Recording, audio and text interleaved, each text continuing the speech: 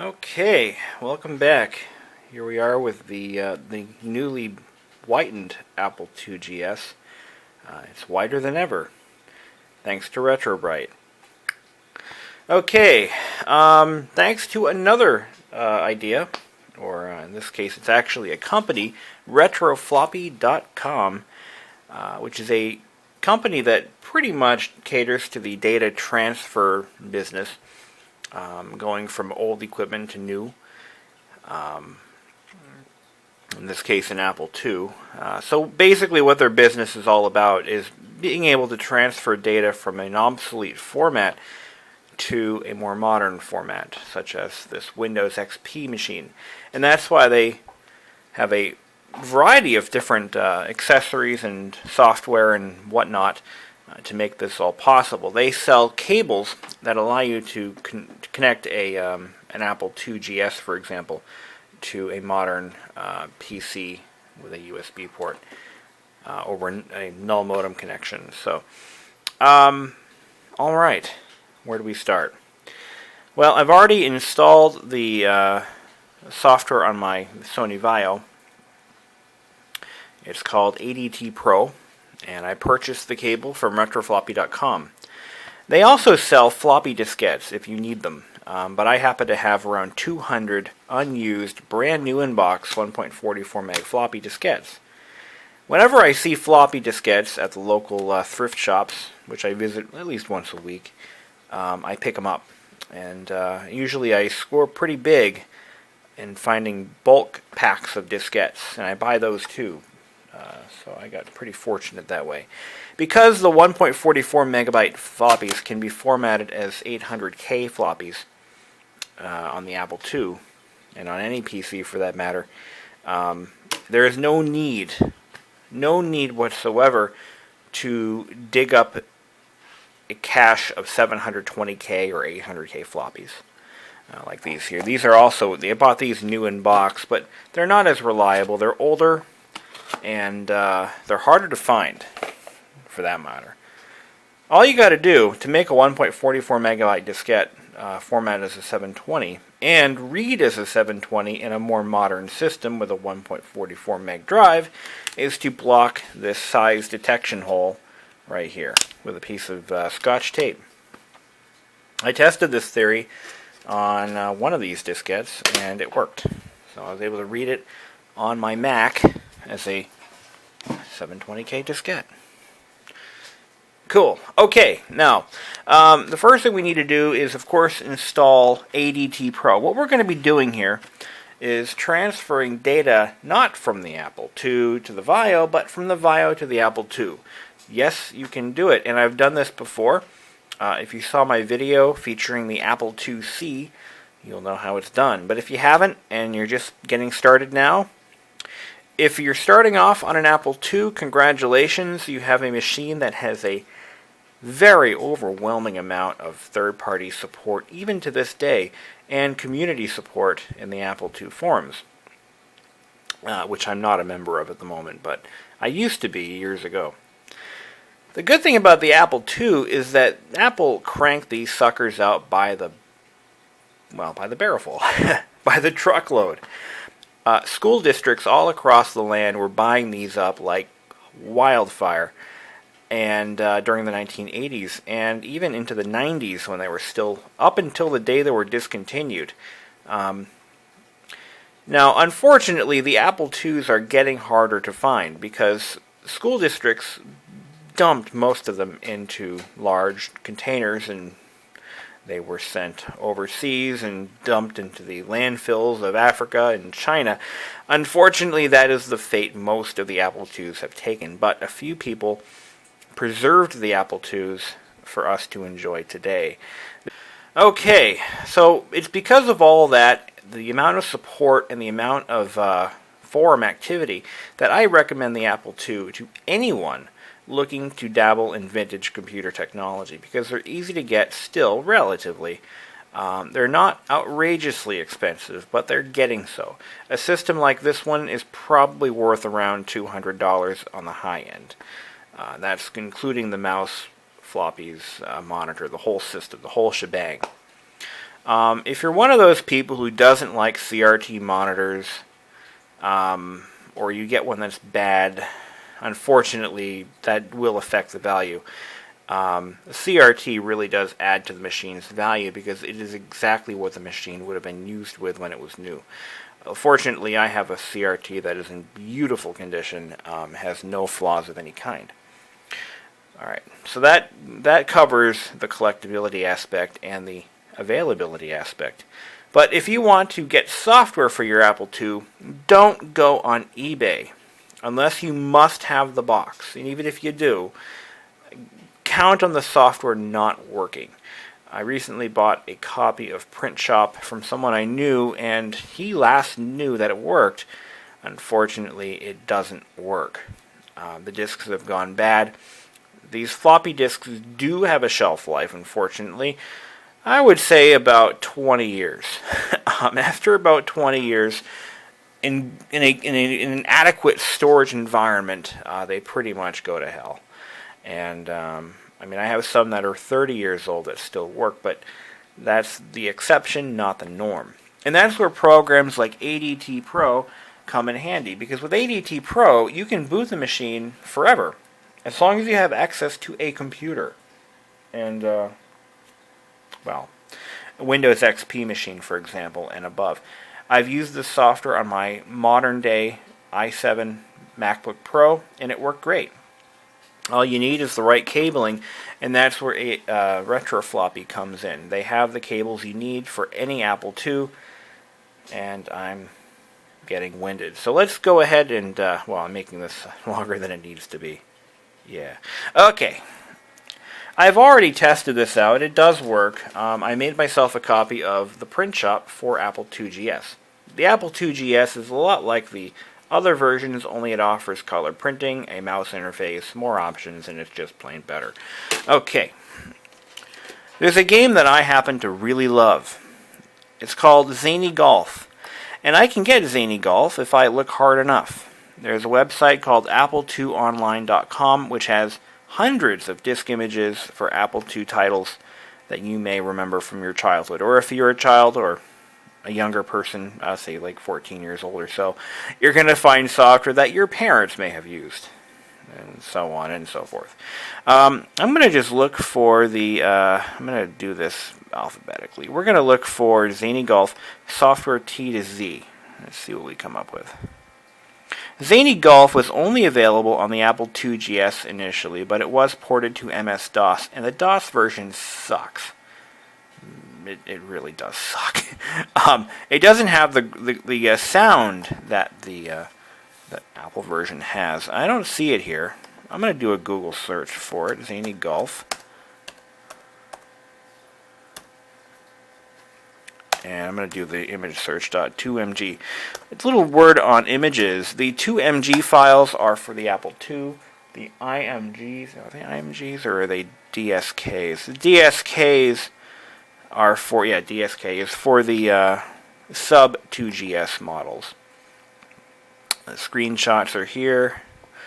Let's see, Apple II, Zany Golf. Oh, this is the Yahoo search. No. Let's see if I can't find it. Where did I find it before? If I can't find it here, I know where I have a copy. It just happens to be on my G3 Kanga, my second favorite laptop. Download the 2-image archive. There it is, 519K. I'm going to save it to my downloads folder, and then I'm going to move it over to where I have my my working directory for ADT Pro. Alright. Now what I do is I run ADT Pro directly from Drive C from the root directory, and I have a folder called Done, which has all the images that I've already made disks of. These are all titles that I've already made for my Apple IIc. But because I've got a 2GS now, there's a new sheriff in town, and I want the best of the best. So I want as much 2GS software as I can find. What's the difference? The 2GS has better graphics, better sound, and in some cases better gameplay, but not always. So here it is in my downloads folder, Zany Golf, and there's the disk image. All we have to do is slip that image directly into our working directory, which is the directory that ADT Pro runs out of. We're going to copy it right over, like so. Boom, done. So small, so fast. We're also going to want to pre-format a couple of floppies. Now, that's easy to do. It can be done directly from ADT Pro. So let's launch ADT Pro, which I've already done. Here it is working in the background. And we're going to do a serial bootstrap. So we're going to select Bootstrapping, Speedy Boot. And it's going to give you some instructions on how to start the Speedy Boot from the Apple 2GS. So we're going to fire the 2GS up. We're going to let it boot to nothing. I've got my blank diskette ready to go. Here we go. And the monitor's image is settling down on the edges. Good. Okay, we're pretty much good to go. I'm going to leave that out for a second. What we're going to do is get it to a DOS prompt. Yeah, a ProDOS prompt. Simply by going to Control and Reset. And the instructions are as follows. Type in IN#2.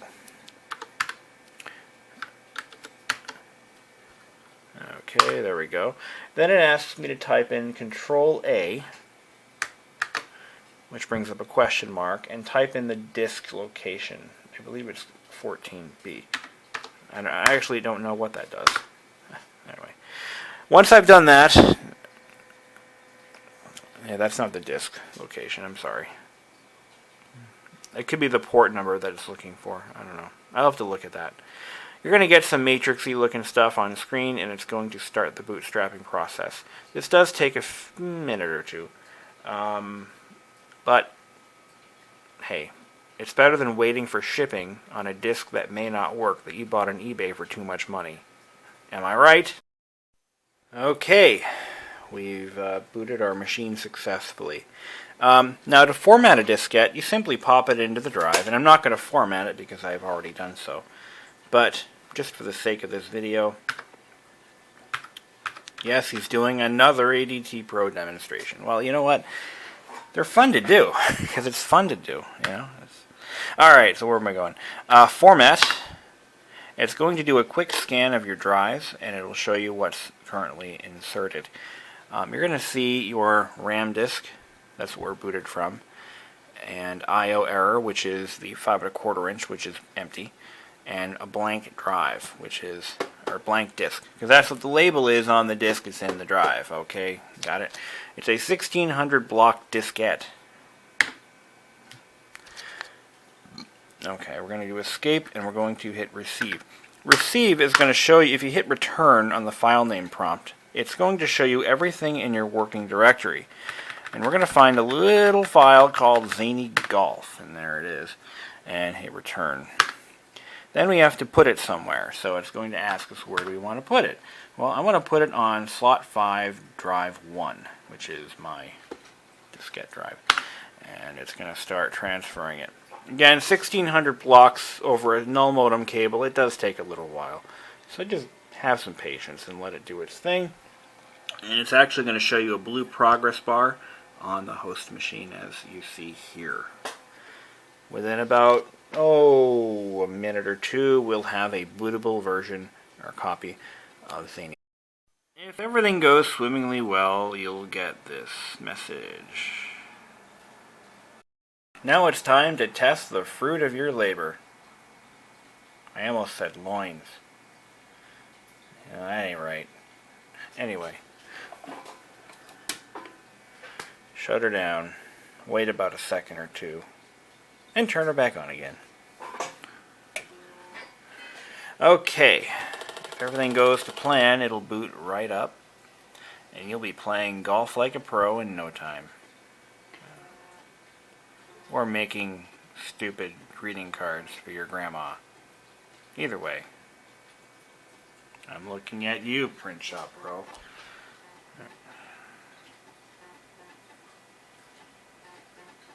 Oh, I think it's gonna happen. Ooh, I have goosebumps. This symbolic merging of modern technology with ancient technology is really cool. I got nothing. Copyright 1988, Will Harvey. Wait till you see what happens next. I love this game. I'm going to dim the lights just for the occasion.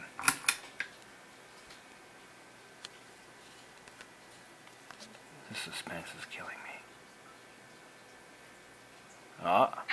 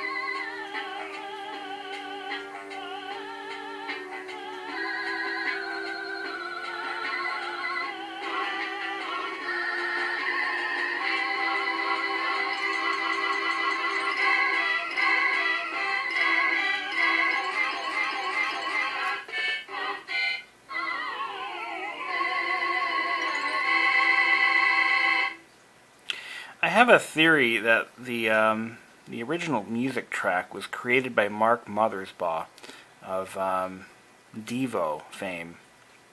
It just has him written all over it. Yeah. Anyway, so let's play the game, shall we?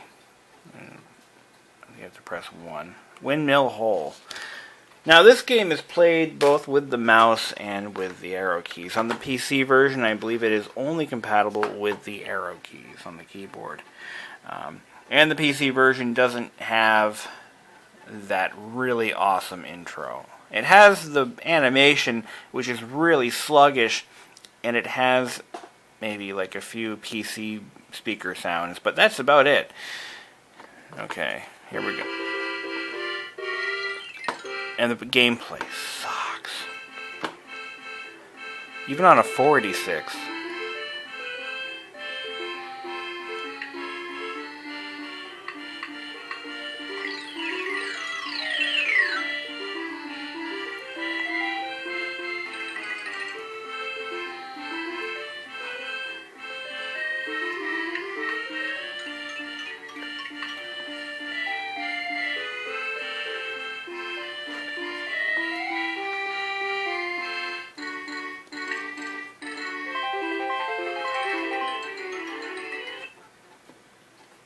Wasn't that fun?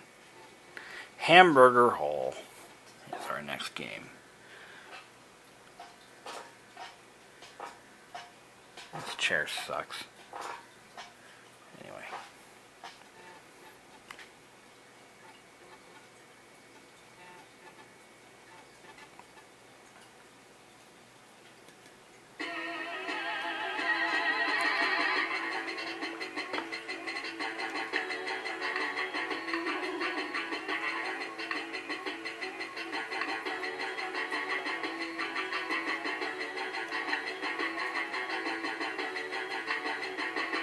The object, obviously, is to get it under the burger at the right time.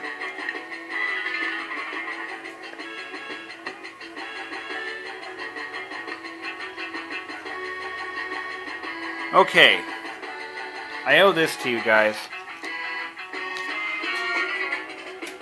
We're going to play this game on a 486. I just wanted to show you the comparison of quality. It's just amazing. Or just plain lackluster. Oh, that's where my Allen key set went. I'm looking for that all over the place. Alright, here we go. Let's fire up the beast.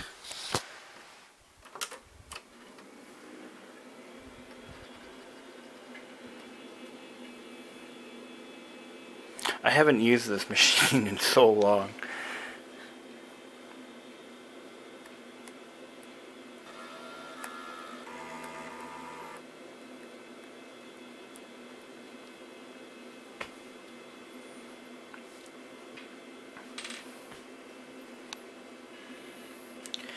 What you'll notice on the 486 is that the gameplay is very sluggish.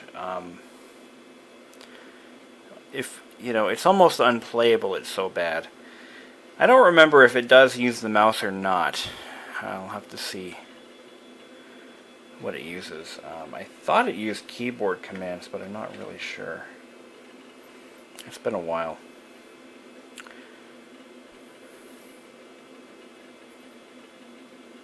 Okay, here we go.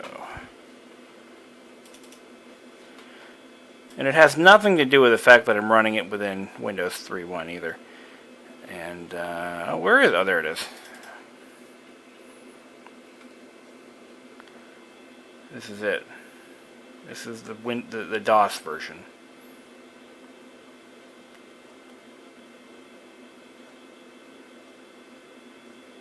I guess it wasn't, you know what?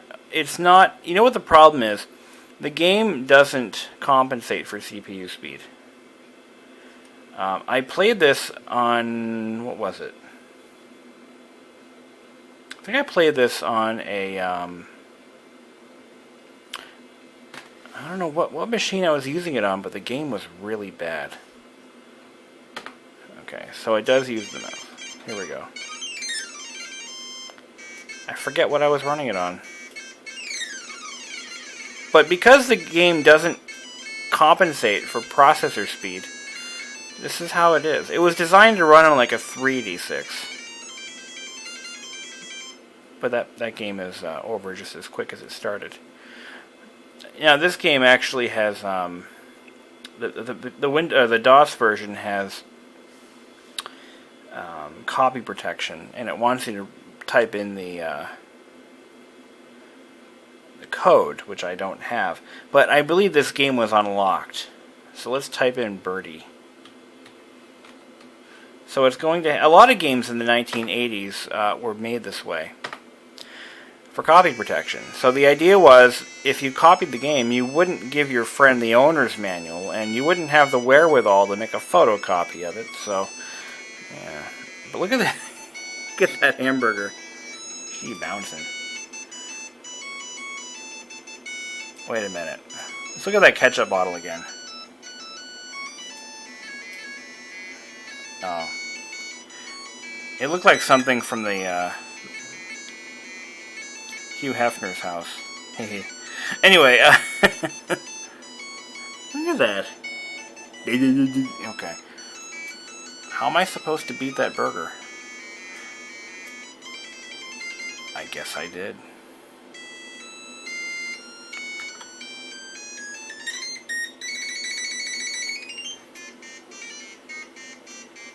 What the hell is that? Pegasus?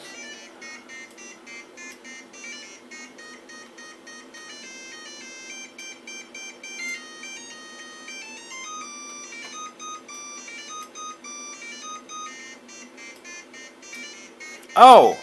I was running this on my 386 IBM that I don't have anymore, and that's right, the game was terrible. It was practically unplayable. But you run it on a 46, and this is what happens. So, you know, I give up, man. I just exit the game and move on with my life, huh? So I just wanted to show you guys a quick comparison of the two side by side, almost, and now you know how the DOS version plays. It doesn't very well, anyway.